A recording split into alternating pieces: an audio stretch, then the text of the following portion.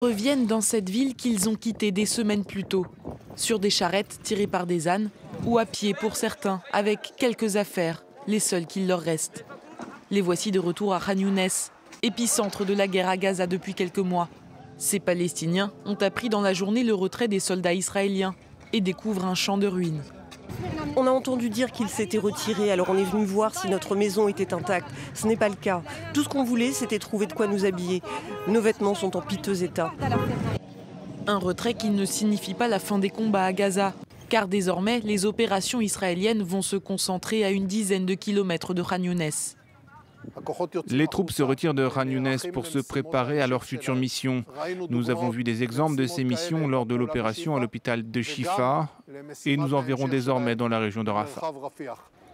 Rafah, où s'entassent aujourd'hui une majorité de Gazaouis.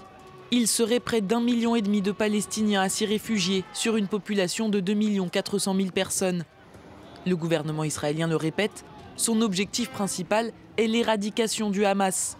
Et d'après lui, de nombreux combattants se cacheraient à Rafah. Malgré des négociations toujours en cours, un cessez-le-feu à Gaza n'est pas à l'ordre du jour pour Benyamin Netanyahou. Je me suis montré très clair avec la communauté internationale. Il n'y aura pas de cessez-le-feu tant qu'on ne nous aura pas rendu les otages. Cela n'arrivera pas. C'est la politique du gouvernement israélien et je suis content que l'administration Biden ait affirmé il y a 2 jours qu'elle défendait la même position. L'administration Biden qui s'est pourtant montrée plus sévère ces dernières semaines à l'égard du gouvernement de Benyamin Netanyahou. En plus de Rafah, l'armée israélienne se prépare aussi à renforcer ses troupes sur son front nord, à sa frontière avec le Liban.